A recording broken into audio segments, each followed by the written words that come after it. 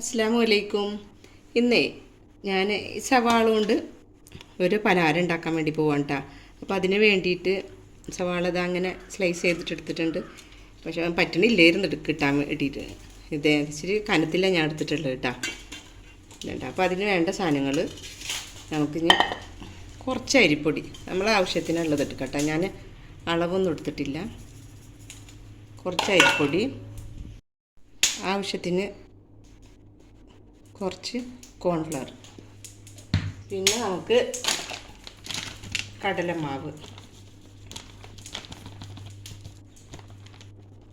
കുറച്ച് കടലമാവ്, പിന്നെ നമുക്ക് ആവശ്യത്തിന് ഉപ്പിട്ടാ.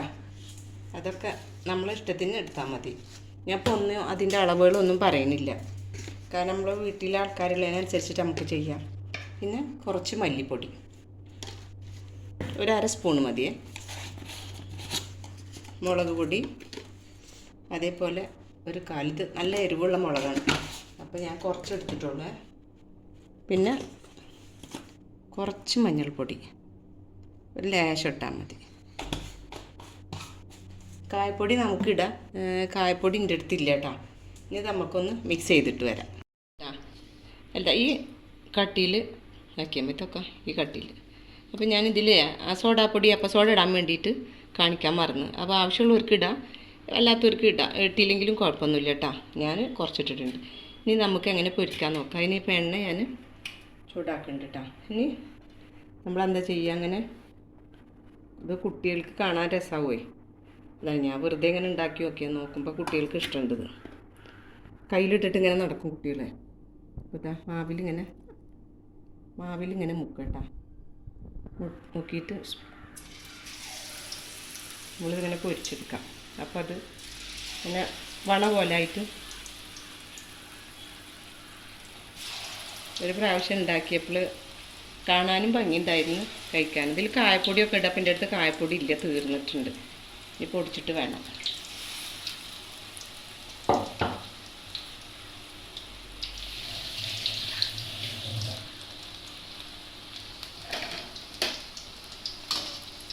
തീ കുറച്ച് വെക്കണം കേട്ടോ, അല്ലെങ്കിൽ വേവാനേ ഇച്ചിരി.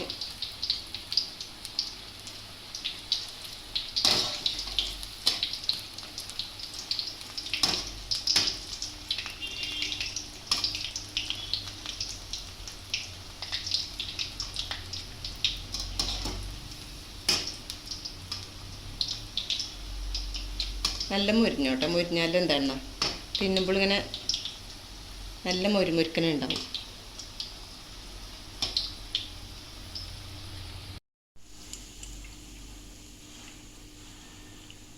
വേണ്ട, ഇതുപോലെ നമുക്കെല്ലാം അങ്ങനെ ഉണ്ടാക്കിയെടുക്കാം.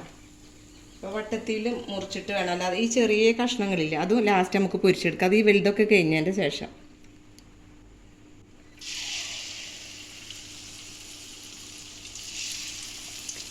വലിയ ചട്ടി വെച്ചിട്ട് നമുക്ക് ഇടും ചെയ്യാം. ഞാൻ ഇപ്പം എന്താ ചെറിയത് കുറച്ചല്ലേ ഉള്ളൂ.